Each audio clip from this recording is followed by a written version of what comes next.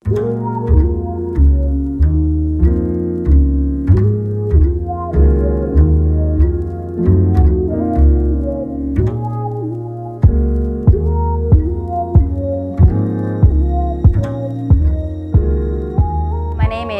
and Abdul Hadi, and I am currently a national artistic gymnast.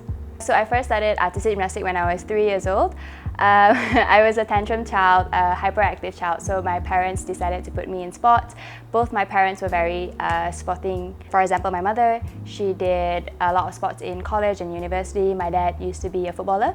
So I started gym with my older sister, Katrina Ann, at Shah Alam. So we were 3 years old and she was 5 at that time.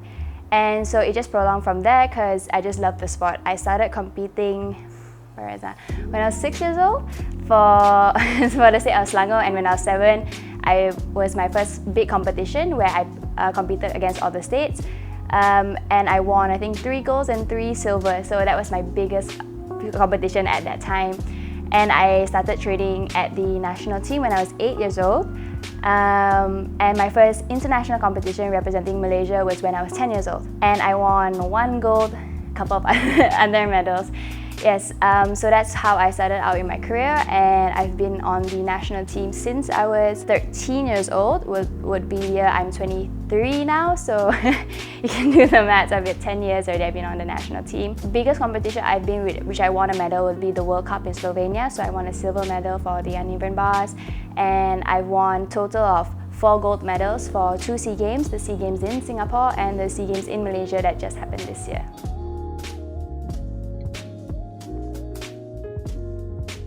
To stay relevant, especially for me in the sports industry, is to continue. For me, example, I'm still training and I'm still competing. We just got done with the SEA Games, and so that was one of the ways, because we're still competing. Especially now, I'm still training for the Commonwealth Games and the Asian Games, and obviously for the Olympic Games 2020 in Tokyo. You are as good as your next competition. You're as good as the results that you bring. You're as good as how many medals that you bring. Unfortunately, that's the game in sports. Like every year there are new athletes, every year there's new competitors, and we have to train harder and harder to be able to keep up with the field and to just like prove ourselves time and time again that we're the best, or we can be at the top of our game.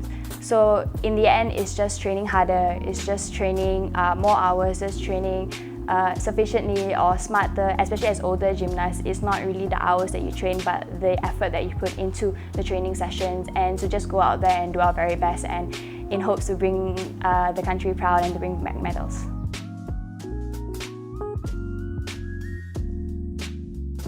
So my advice would be to anyone who wants to join my industry, which is the sporting industry, is to have true grit. Because if you don't have the power, you don't have the strength to do what you want. You have to be very, very passionate about what you wanted to pursue.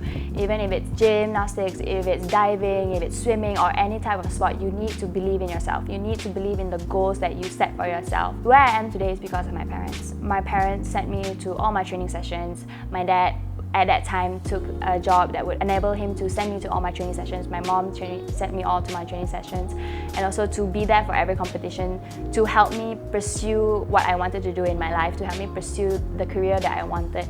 And I think the important thing that my parents did for me was to not push me where I didn't want to go. So it came down to me choosing to pursue gymnastics, to be passionate about it. So that is one of the most important things, is to be passionate about what you want to do. The greater you want to succeed, the more people push you down. And to keep the people that believe in you close to you, and the ones that don't, just push them aside, because they'll just push you more down.